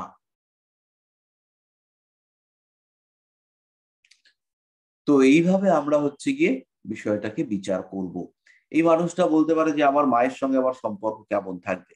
ভালো থাকবে না। কেন ভালো থাকবে না? কারণ লগ্নে রাহু রয়েছে। লোকটা, মানুষটাই তার মধ্যে ইরিটেশন প্লে করবার সম্ভাবনা রয়েছে। স্যাটিসফ্যাকশনের অভাব, সন্তোষ, তার একটা অভাব এর মধ্যে কাজ করবে। তাহলে এই যে ইরিটেশন, এইটা রাহুর জন্য হবে। এবার মায়ের জায়গা, সেখানে বসে আছে মঙ্গল। শুনতে পাই না, আমি অন্য কথা ভাবছিলাম। না, কি বলছে? মায়ের জায়গাটাতে বসে রয়েছে মঙ্গল। এবার এই মায়ের জায়গাতে মঙ্গল বসে রয়েছে। মঙ্গল যখনই মায়ের ক্ষেত্রে বসে থাকবে, তখন এই মঙ্গলের কারণে জাতকের মধ্যে একটু লড়াকু মেন্টালিটি দেখতে পাওয়া যাবে। মাও সেও একগুঁয়ে, মাও হচ্ছে কি স্ট্রিক্ট মেন্টালিটির লোক। এবার এই মঙ্গল তার দৃষ্টি চন্দ্রের ওপর পড়েছে। চন্দ্রটা মাতৃকারক গ্রহ, চন্দ্রকে বলা হয় আমাদের মা। চন্দ্র আমাদের গর্ভধারণের কারক গ্রহ, চন্দ্র আমাদের নারিশমেন্টের কারক গ্রহ, চন্দ্র আমাদের স্থিতিশীলতার কারক গ্রহ, চন্দ্র আমাদের শরীরের যত ফ্লুইড লিকুইড আছে তার কারক গ্রহ। স্পার্ম মানে শুক্রাণু, সে যখন ধীরে ধীরে ডিম্বাশয়, ডিম্বাণু ইত্যাদির দিকে অগ্রসর হবে, তার যে মোটিলিটি, তার যে গতিশীলতা, তাকে তো একটা তরল মাধ্যমের মধ্য দিয়ে এগিয়ে যেতে হবে। সেই লিকুইড তার কারক গ্রহ হচ্ছে চন্দ্র। তাহলে এই চন্দ্র যখন মঙ্গল দ্বারা দৃষ্ট হয়ে থাকবে, তখন অবশ্যই মায়ের সঙ্গে এর একটা দূরত্ব সৃষ্টি হওয়ার সম্ভাবনা থাকছে। পরেই প্রশ্ন করবে, তাহলে কি আমি মায়ের টাকা পয়সা পাবো? মায়ের তো টাকা পয়সা আছে। তো চতুর্থপতি সে হচ্ছে শুক্র, সে দ্বিতীয় গিয়ে বসেছে, তাহলে মায়ের টাকা পয়সা পাওয়া যাবে, যাচ্ছে। দ্বিতীয় মানে হচ্ছে হাউস অফ গেইন, আমরা লিখেছি দেখুন, মনে করুন হাউস অফ গেইন, দ্বিতীয় ভাবে আমরা প্রথমেই লিখেছি হাউস অফ গেইন। দেখতে পাচ্ছেন হাউস অফ গেইন, বড় বড় জল জল করছে লেখা। সেই হাউস অফ গেইনের সঙ্গে ঘটনাটা কি হয়েছে? ঘটনাটা হচ্ছে দ্বিতীয় ভাবে কে বসে রয়েছে? চতুর্থপতি। চতুর্থপতি অর্থাৎ শুক্র, 4 নম্বর ঘরের মালিক, সে গিয়ে অবস্থান করে রয়েছে 2 নম্বর ঘরে। 2 নম্বর ঘরে যেই মাত্র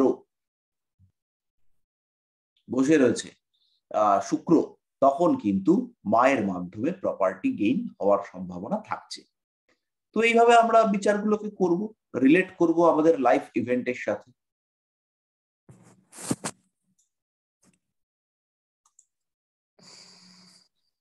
আচ্ছা, এইবার আমাদের রয়েছে স্পেশাল হাউসেস। স্পেশাল হাউস, প্রথম হচ্ছে আমাদের স্পেশাল হাউস হচ্ছে কেন্দ্র। কেন্দ্র হচ্ছে আমাদের জীবনের 4টে পিলার, 1, 4, 7, 10। 1 হচ্ছে আমি, 4 হচ্ছে আমার স্থিতিশীলতা, যার উপর আমি অবস্থান করব। আমি তো আকাশে ভেসে বেড়াতে পারছি না, তাহলে যে স্থানে আমি দণ্ডায়মান হব সেটা হচ্ছে 4। 7 হচ্ছে আমার ইন্টারাকশন, আমার পারিপার্শ্বিক বাহ্যিক সমস্ত কিছু হচ্ছে 7। আর 10 হচ্ছে আমার কর্মা, যা করবার জন্য আমি এসেছি। এই সমস্ত করবার পরে বউ বাচ্চা নিয়ে সুখে সংসার করার ইচ্ছে হবে। এই যে সংসার, সুখ সুখ, এই সব সুখে সংসার করতে গেলে চাই একটা বাচ্চা। বাচ্চাটা আসবে 5 নম্বর ঘর থেকে। আর তার জন্য একটু ভালো ভাগ্য, বিলাসিতাময় জীবন, তার জন্য দরকার সৌভাগ্য। সৌভাগ্যকে আমি পাবো 9 নম্বর ঘরে। তাহলে 1, 5, 9, এই 1, 5, 9 এই 3টে ঘরের নাম হচ্ছে কোন স্থান? কোন স্থান বলা হয় যে কেন্দ্র স্থানগুলো হচ্ছে বিষ্ণু স্থান, আর কোন স্থানগুলো হচ্ছে লক্ষ্মী স্থান। লক্ষ্মী আমাদের দেয় ক্যাশ, লক্ষ্মী আমাদের দেন স্বচ্ছন্দ। তাহলে এই লক্ষ্মী স্থান, এই জায়গাগুলো হচ্ছে 1, 5, 9, যাকে আমরা কোন স্থান বলে থাকি। আর বিষ্ণু স্থান হচ্ছে 1, 4, 7, 10, যেটা আমাদেরকে আলটিমেটলি সাকসেস এনে দিতে সক্ষম হয়।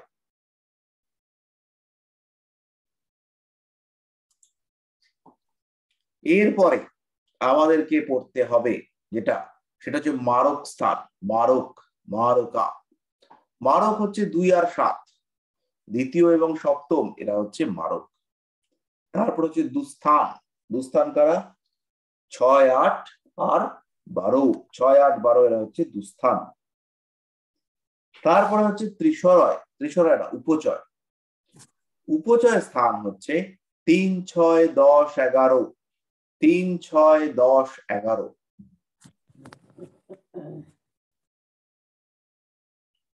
এরপরে হচ্ছে ত্রিশরয় স্থান। ত্রিশরয় স্থান কাদের বলবো আমরা? ত্রিশরয় স্থান কাদেরকে বলবো? 6 না, 3, 6, 11, এরা হচ্ছে ত্রিশরয়। 3, 6, 11। এরপরে আসবে আমাদের আপোক্লিন স্থান। আপোক্লিন, আপোক্লিন। আপোক্লিন স্থান হচ্ছে 3, 6, 9, 12, 3, 6, 9, 12। তারপরে হচ্ছে পন ফর স্থান, পন ফর স্থান, পন ফর স্থানের মধ্যে রয়েছে 2, 5, 8, 11, 2, 5, 8, 11। এই ঘরগুলোর নাম হচ্ছে পন ফর স্থান। আয়ুর বিচারের সময়, কর্মপ্রাপ্তির সময়, রোগের সময় এই সমস্ত বিষয়গুলো আমাদের গভীরভাবে প্রয়োজন হয়।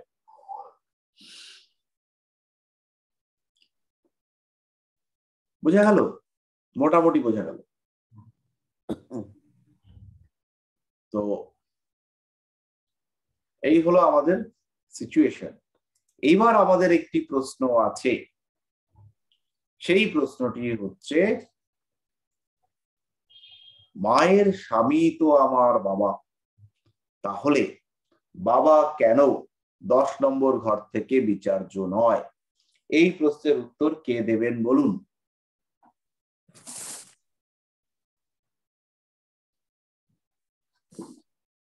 কেউ কি এই প্রশ্নের উত্তর দেবেন? দিলে আমি খুবই খুশি হব।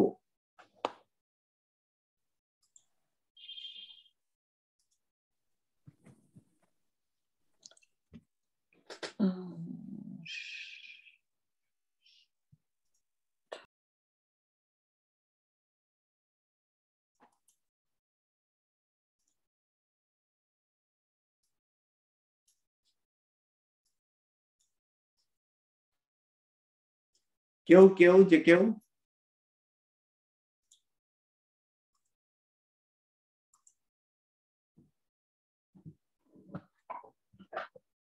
আচ্ছা, আর একটা প্রশ্ন করছি, সেইটার উত্তর দিন।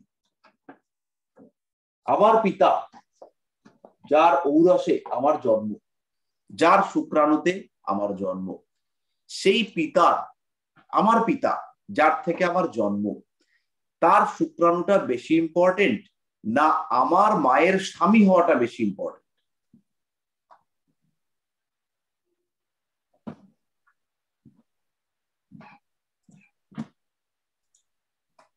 অবশ্যই শুক্রাণু, কারণ ওইটা তো শুক্রাণুটা বেশি ইম্পর্টেন্ট। কারণ হতেই পারে যে সেই ভদ্রলোক তিনি আমার মায়ের স্বামী নন। মায়ের ক্ষেত্রে বলি, তার গর্ভটা বেশি ইম্পর্টেন্ট না আমার বাবার বউ হওয়াটা বেশি ইম্পর্টেন্ট?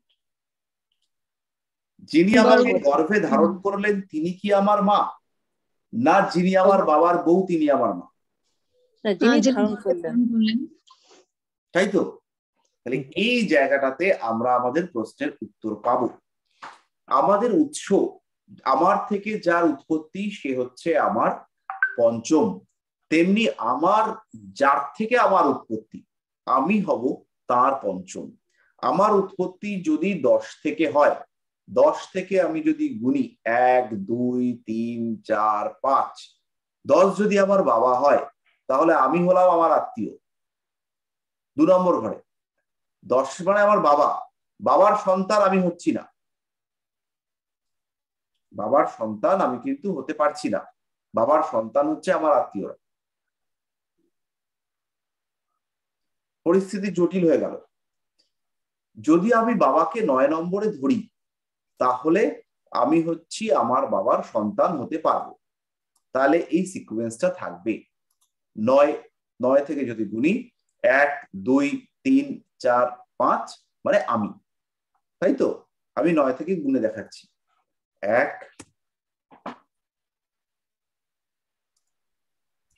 2, 3, 4 আর 5, 5-এ গিয়ে আমি হচ্ছি। তাহলে এইখানে একটা লজিক আসছে যে বাবার ঔরসে আমার জন্ম। কিন্তু যদি আমি 10কে ধরি, তাহলে কিন্তু বাবার ঔরসে আমার জন্ম হচ্ছে না। এইবার একটা প্রশ্ন আসবে, তাহলে তো মায়ের থেকেও আমার জন্ম, বাবা কি একা জন্ম দিচ্ছে? যেমন দ্রোণাচার্যের জন্ম হয়েছিল ঘটির মধ্যে, জানেন তো আপনারা?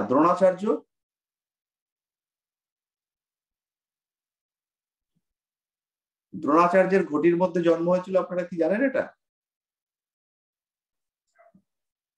তো তেমনি একটা ঘটি আমাদের খুঁজে বার করতে হবে যার মধ্যে আমাদের জন্ম হতে পারে, না হলে মায়ের থেকেও তো আমার জন্ম, তাহলে তো মাও আমার নবম ভাবী হওয়া উচিত, তাই না? এই জায়গাটাতে তখনকার দিনের ঋষিরা একটা বুদ্ধি খাটিয়েছে।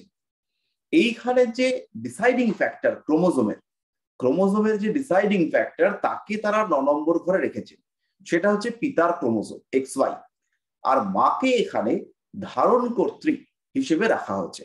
মায়ের শরীর হচ্ছে আমার শরীরের ধাত্র মানে হচ্ছে গিয়ে স্যাক, যার মধ্যে আমার শরীরটা গ্রো করবে, যেখানে আমার শরীর সেটা স্থিতিশীলতা প্রাপ্ত হবে। যে শরীর আমার শরীরটাকে ধারণ করবে সেই হচ্ছে আমার মা। এই কনসেপ্টটাকে কাজে লাগানো হয়েছে। তাহলে এইটা হচ্ছে হাউস অফ স্টেবিলিটি, আমার 4th হাউস, তাই তো? এইটা পরিষ্কার হলো। তাহলে এইবার একটা জটিল পরিস্থিতি তৈরি হচ্ছে, সেইটা হচ্ছে যে তাহলে তো মা আর বাবার বউ হচ্ছে না, তাই না? এইবার এই জায়গাটাতে স্বামী স্ত্রীর সম্পর্কের তুলনায় ফিজিক্যাল রিলেশনশিপের সম্পর্কটাকে গুরুত্ব দেওয়া হয়েছে। ফিজিক্যাল রিলেশনশিপ মানে হচ্ছে গিয়ে পিতার যৌন জনন অঙ্গ, সেইটা যেখানে গিয়ে মুক্ত হচ্ছে, পিতার জনন অঙ্গ যেখানে গিয়ে মুক্ত হচ্ছে সেটাই হচ্ছে আমার মা, সেই আমাকে ধারণ করছেন। তাহলে পিতার জনন অঙ্গ হচ্ছে 9-এর 8। এবার আপনারা 9 থেকে গুণে দেখুন, 9-এর 8 গিয়ে পড়বে 4 নম্বর ঘরে। বোঝা গেল? পিতার লিঙ্গ মায়ের শরীরে যেখানে প্রবিষ্ট হচ্ছে সেইটা হচ্ছে আমার, মানে সেই শরীরটা আমাকে ধারণ করবে, সেই হচ্ছে আমার ধাত্রী। এরকম তো ঘটনাটা ঘটবে না যে পিতা একজনের সঙ্গে শারীরিক সম্পর্ক করলেন আর একজন সে আমার মা হয়ে বসলো, এরকম তো সাধারণত হয় না। সেই শরীরটাই আমাকে অ্যাবনর্মাল কেসে হতে পারে, এখন এই সমস্ত হয়, সরোগেসি টরোগেসি কি সব হয়েছে, কিন্তু জেনারেল কেসে সেটা কি হবে, পিতা যেখানে শারীরিক সম্পর্ক করবেন সেই শরীর আমাকে ধারণ করবে। তাহলে পিতার শারীরিক সম্পর্ক সেটা আসছে হচ্ছে পিতার 8ম ঘর থেকে, 5-এর পরে 6, তারপরে 7, আর তারপরে হচ্ছে 8। তাহলে এই 8 নম্বর ঘরটা দেখুন, সেই হচ্ছে গিয়ে আমার ধাত্রী, সেই আমার মা। বোঝা গেল? অরিন্দম বাবু আছেন? হ্যাঁ স্যার, বোঝা গেছে, ক্লিয়ার হয়ে গেছে। কোনো কনফিউশন? না না, কোনো কনফিউশন নেই। সত্যি তো? হ্যাঁ স্যার। কনফিউশন থাকলে বলবেন, আমি উত্তর খুঁজবো। মোটামুটি 80% অ্যাস্ট্রোলজার তাদের কাছে এই কনফিউশন রয়েছে। স্যার এটা অনেক বইয়ে কিন্তু 10 ধরে, আবার অনেক বইয়ে 9 ধরে। হ্যাঁ, অনেক বইয়ে 10 ধরে, অনেক বইয়ে 9 ধরে, কিন্তু যদি আমরা পরাশরীয় ঘোড়া দেখি তাহলে ওখানে আমরা 9কেই পাবো, তবে 10কেও ধরা হয়েছে। কারণ পিতা যখন পালক, পিতা যদি আমাকে পালন করেন তাহলে তিনি 10। হ্যাঁ স্যার। হ্যাঁ, এই সমস্ত কনফিউশন রয়েছে, কিন্তু 9 নম্বর থেকে আপনি পারফেক্ট রেজাল্ট পাবেন। হ্যাঁ স্যার, আইডিয়াটা ক্লিয়ার হলো একদম। হ্যাঁ, এটাই ঠিকঠাক আইডিয়া।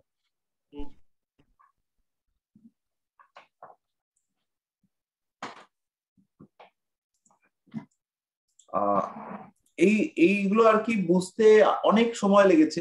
আপনাদেরকে আমি যতটা তাড়াতাড়ি আর কি প্রেজেন্ট করতে পারলাম, এই সমস্ত প্রশ্ন বারংবার মাথার মধ্যে ঢুকেছে, কিন্তু কোনো সলিউশন বার করতে পারিনি। তো তারপরে ঘেটে ঘেটে যতবার এক্সপ্লেনেশনে এসেছি ততবার আমাদেরও কনসেপ্ট ক্লিয়ার হয়েছে, এই আর কি।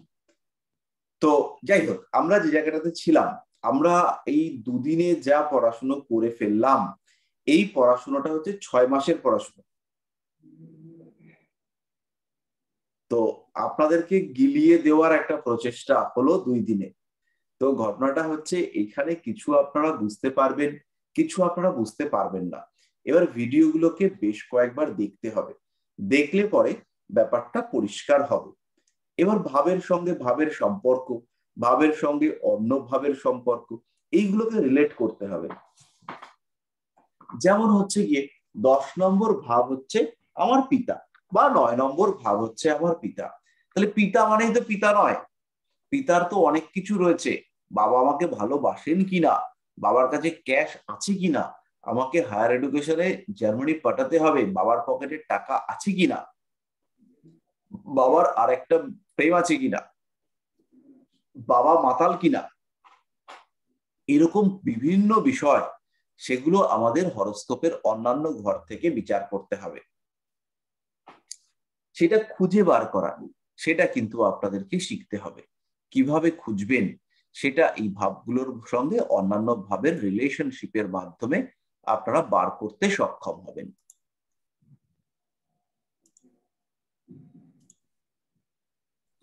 বোঝা গেল? এবার একটুখানি রেকর্ডিংটা অফ করি।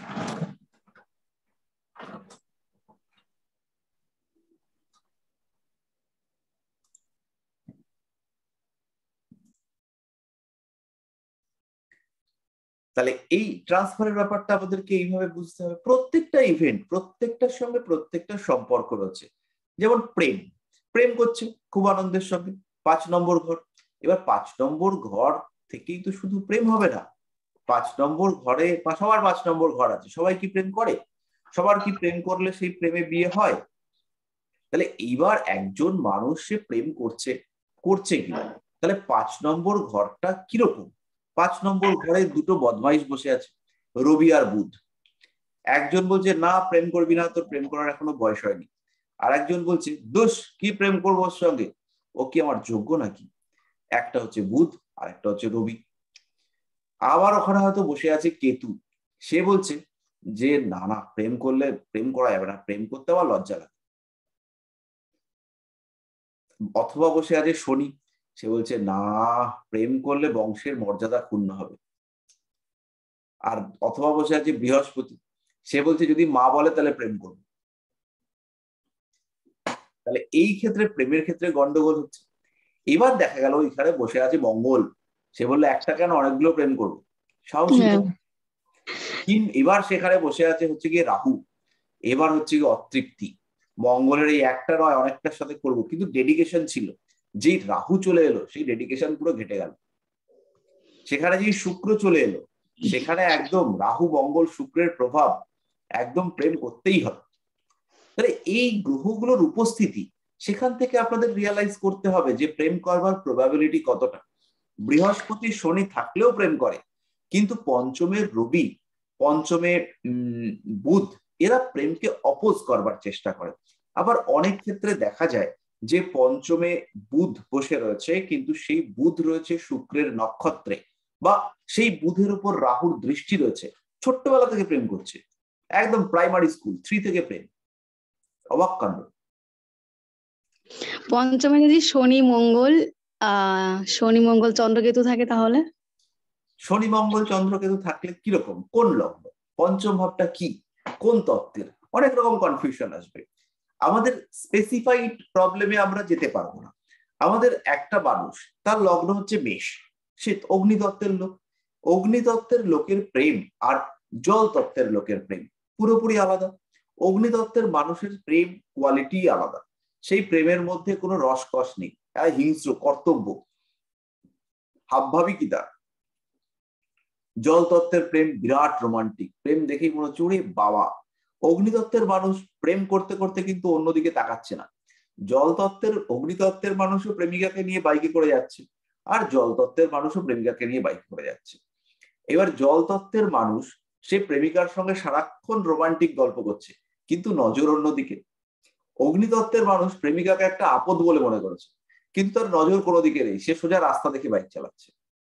তো এই প্রত্যেকটা কোয়ালিটি আছে, এই কোয়ালিটি গুলোকে আমাদের রিয়ালাইজ করতে হবে, তারপরে এদেরকে একত্রিত করতে হবে, তারপরে আমাদের রেজাল্ট বেরোবে। এই যে রেজাল্ট বেরোবে, এইটা আমাদের প্রত্যেকের আলাদা আলাদা রেজাল্ট বেরোবে। অনেকের ক্ষেত্রে মিলবে, অনেকের ক্ষেত্রে মিলবে না, কিন্তু মেলার প্রবাবিলিটি যত রেজাল্ট আসবে তত হচ্ছে গিয়ে বাড়বে। আর একটু লিখে রাখতে হবে কেন মিললো না, তাতে করে আমরা আলটিমেটলি একটা জায়গায় আসতে পারবো।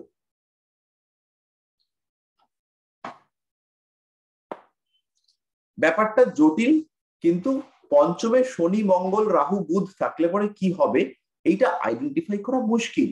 পঞ্চমটা দেখা গেল তুলা রাশির পঞ্চমে শনি বসে রয়েছে, মার্গী শনি সঙ্গে মঙ্গল, প্রেম করে বিয়ে হতে পারে, কারণ পঞ্চমপতি সপ্তমপতি যোগ হলো। এটাই হলো শনি মঙ্গল যোগ তৈরি হলো, এইটাই হলো হচ্ছে গিয়ে ধনু লগ্নের ক্ষেত্রে। তাহলে 5 নম্বর ঘরটা হচ্ছে মেষ, শনি হচ্ছে এখানে দ্বিতীয় পতি, দ্বিতীয় পঞ্চম কানেক্টেড হলো, তাহলে ফ্যামিলির মধ্যে প্রেম হতে পারে। আবার এই ঘটনাটাই ঘটলো সিংহ লগ্নের ক্ষেত্রে, মঙ্গল পঞ্চমপতি, শনি হচ্ছে গিয়ে সপ্তমপতি, এই ক্ষেত্রেও প্রেমে বিয়ে হতে পারে। আবার শনি সে প্রেমে বিলম্ব করাতে পারে, প্রচুর টাইপের প্রবাবিলিটি আসতে পারে। আবার তার সঙ্গে দশাটা এসে আরো কনফিউজ করবে আমাদের। দেখা গেল এই সময় চলছে রবির দশা, প্রেম দাঁড়াবার সম্ভাবনা কম। তার সঙ্গে আমরা তো গোচরকে আনিনি এখন, তাকে আনলে পরে আরো জটিল হবে পরিস্থিতি। তো আমাদেরকে বিশ্লেষণ করতে হবে, অ্যানালাইসিস করতে হবে প্রত্যেকটা জিনিসের কি হতে পারে। প্রেডিকশন যদি আমরা প্রপার অ্যানালাইসিস করি, যত অ্যানালাইসিস করব প্রেডিকশন মিলবার প্রবণতা কমবে, এইটা কিন্তু ট্রু ফ্যাক্ট। একটা মানুষের প্রপার প্রেডিকশন করবার জন্য অনেকদিন তাকে স্টাডি করতে হবে। একই কুণ্ডলী, একই রকম কুণ্ডলী, দুজনেরই সিংহ লগ্ন, দুজনেরই একই সময় জন্ম, একই লগ্ন, একই রাশি, কিছুই তফাৎ নেই, আমারই কাছের বাড়ি, একজন হচ্ছে গিয়ে বিরাট পড়াশোনায় আর একজন সে কিছুই পড়াশোনা হয়। যমজ বাচ্চাদের ক্ষেত্রে তো এরকম দেখতেই পাওয়া যায়। যমজ বাচ্চাদের ক্ষেত্রে এরকম একটা কেস আমার কাছে এসেছে। যমজ বাচ্চা একটা, যে প্রথম বোনটা সে সার্ভিস করছে এবং ভালো পজিশনে আছে, কিন্তু সেকেন্ড যে আছেন তিনি ঘর সংসার সামলাচ্ছেন। তো এক্ষেত্রে আমি বিচারটা কিভাবে করব? রাশি লগ্ন বিচার আমরা শিখবো হচ্ছে গিয়ে মোটামুটি 8-9 মাস ক্লাস করবার পরে। তো আমাদের এরকম আসবে, আমাদের জেনারেল প্রেডিকশন এগুলো মিলবে না, তারপরেও যখন আমরা শিখবো তখনও কিন্তু আমরা মেলাতে পারবো না। একটা মানুষকে স্টাডি করে বুঝতে যে এই মানুষটার গ্রহগুলো কিরকম ফল দিচ্ছে লম্বা টাইম লাগে। তারপরে হচ্ছে গিয়ে তখন আপনার প্রেডিকশন মিলতে শুরু করবে। আপনাকে বুঝতে হবে যে ওই লোকটার মঙ্গল কিরকম ফল দিচ্ছে। একজন মানুষ আসতেই পারে যার রবির অন্তর্দশা এলেই চাকরিতে বেটারমেন্ট হয়, আর বৃহস্পতি কিংবা শুক্রের অন্তর্দশায় চাকরি খারাপ হয়, আসতেই পারে লোকটা। সেই লোকটাকে রিয়ালাইজ করতে হবে যে এই লোকটার এই গ্রহটা খারাপ ফল দেয়, সেইটার পরে আপনি বুঝতে পারবেন যে একে কি প্রেডিকশন করা উচিত, এর রেমেডি কেমন হওয়া উচিত। চাকরির জন্য রেমেডি করলেন আপনি রবি, চাকরির জন্য রেমেডি রবি করলেন, দশম ভাবের রেমেডি হলো, হওয়ার সঙ্গে সঙ্গে দেখা গেল যে প্রেমিকা চলে গেছে, কারণ দশমের অষ্টম হচ্ছে পঞ্চম। তো প্রেমিকার দেখা গেল আর একটা প্রেম তৈরি হয়েছে পঞ্চমের ষষ্ঠ, সেই জায়গাটাতে রবি এসে চার্জ করলো, সেইখানে দেখা গেল প্রেমিকা চলে গেছে, বিয়ে টিয়ে করবে না বলে দিচ্ছে। এবার আপনাকে বুঝতে হবে কোন টাইমে কোনটা বেশি রিকোয়ার্ড। আপনি চাকরির জন্য রেমেডি করবেন, না হচ্ছে গিয়ে প্রেমটাকে বাঁচিয়ে রাখার জন্য বলবেন যে তুই প্রেমটাই করে যা, চাকরি তো দরকার নেই। এবার এরকম প্রচুর কনফিউশন অ্যাস্ট্রোলজিতে আসবে।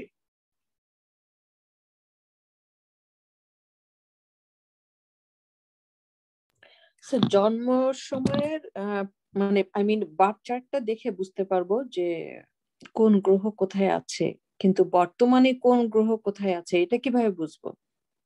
আমাদের যে সফটওয়্যারটা আমরা ইউজ করি, যে সফটওয়্যার, সেইটাতে হচ্ছে গিয়ে আপনার ট্রানজিটটা পাশাপাশি দেয়।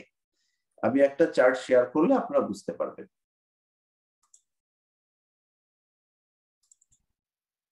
এই যে চার্টটা রয়েছে, এই কুণ্ডলীটাতে পাশেই এটা দেখতে পাচ্ছেন, এইটা হচ্ছে গিয়ে আপনারা পেয়ে গেলেন, এখান থেকে সরাসরি পাবেন।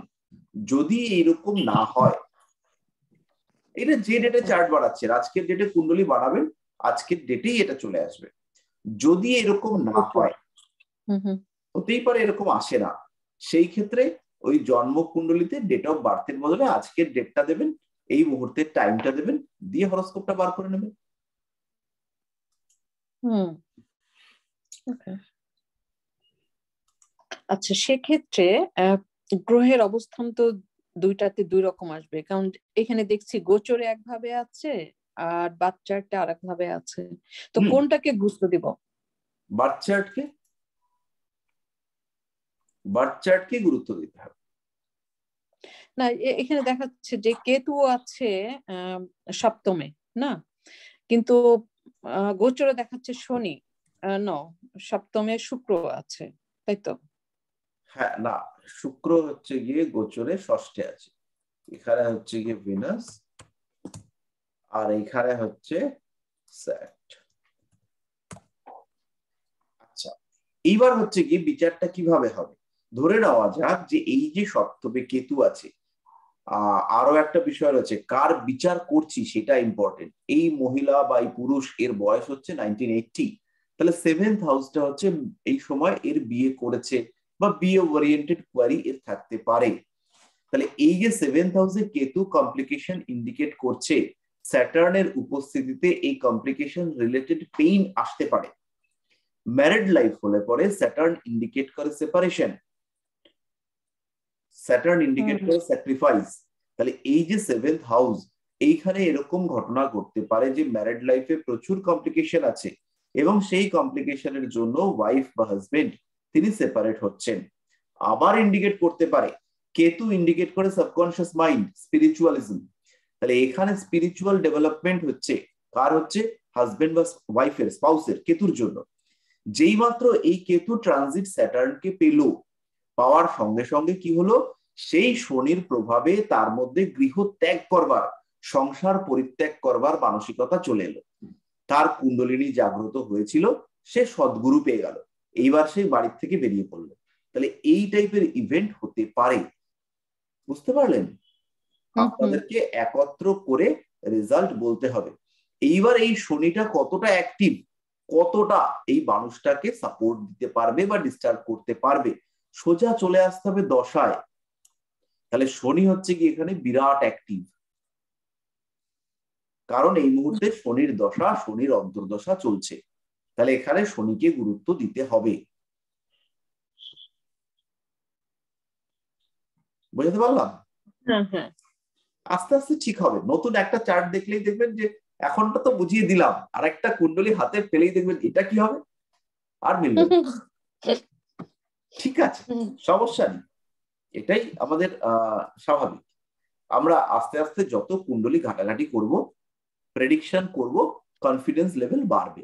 আমাদের প্রচুর প্রেডিকশন করতে হবে।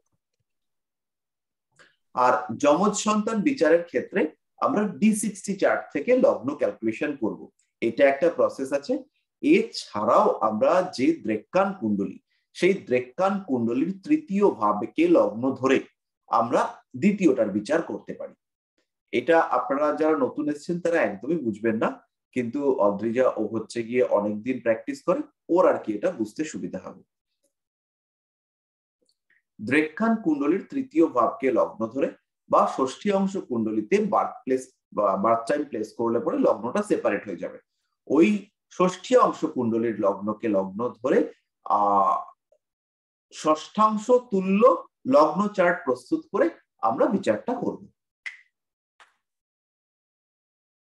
স্যার, কোন ঘরে তো ইয়ে থাকে না, গ্রহ থাকে না, বার্থ চার্টে তো প্রতিটা ঘরে তো আর গ্রহ থাকে না, কিছু কিছু এমটি থাকে, তাই না?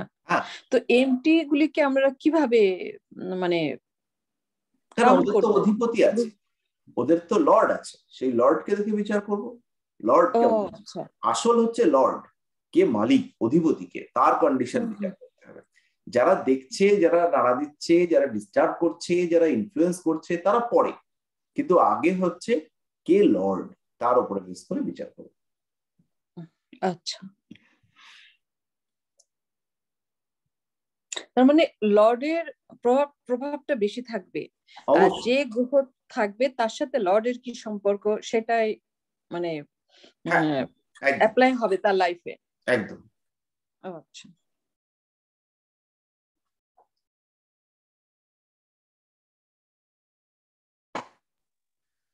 Hello sir. স্যার কোন এক জায়গায় দেখেছিলাম যে কোন গ্রহের ডিগ্রি যদি কম থাকে, মানে 1, 2, 3, 4 ডিগ্রি থাকে, তাহলে সে ভালো রেজাল্ট দিতে পারে না। হুম কিন্তু আবার রবি 0 থেকে 10 ডিগ্রি পর্যন্ত উচ্চ। হুম হ্যাঁ স্যার, এটা একটু বলবেন মেষের? হ্যাঁ, এইটাতে হচ্ছে আমাদের উচ্চ নিচে এই অবস্থাটাকেই ধরতে হবে। কিন্তু একদম কম ডিগ্রিতে থাকলে, যে 0 আশেপাশে, সেই ক্ষেত্রে রবির ফল কিন্তু পাওয়া যায় না, এটা বাস্তব, পাওয়া যায় না। বুঝতে পারলাম? কিন্তু এরকম ভাবার দরকার নেই যে ওই গ্রহটা দুর্বল হয়েছে। এমনি গ্রহরা কি অবস্থায় রয়েছে তার উপরে ডিপেন্ড করবে। যেমন বৈশাখ মাসের রবি আর জ্যৈষ্ঠ মাসের রবি বিরাট পার্থক্য নেই, বেশ তেজ, খুবই তেজ।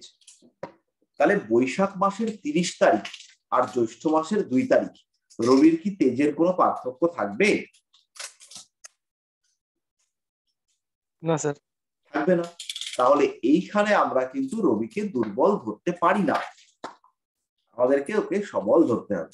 কিন্তু একদম যদি রাশি সন্ধিতে চলে আসে, তখন কিন্তু সেই গ্রহকে আমরা নিষ্ফলা বলবো না, আমরা বলবো কনফিউজড। সেই গ্রহের পূর্ণ ফল পাওয়া যায় না। স্যার এটা কি শুধু 0 থেকে 1 ডিগ্রি পর্যন্ত, না 1 ডিগ্রির উপরে হলেও? ওরকমই 0-1 ডিগ্রি এরকম টাইপেরই ধরতে হবে। আর একটা জিনিস যেটা আমরা কখনো দেখি না, সেটা হচ্ছে কোনো গ্রহ যদি ভাব সন্ধিতে পড়ে যায়, অর্থাৎ একটা ভাব শুরু হচ্ছে আর একটা ভাব শেষ হচ্ছে, সেই ক্ষেত্রেও গ্রহ ফল দিতে পারে না।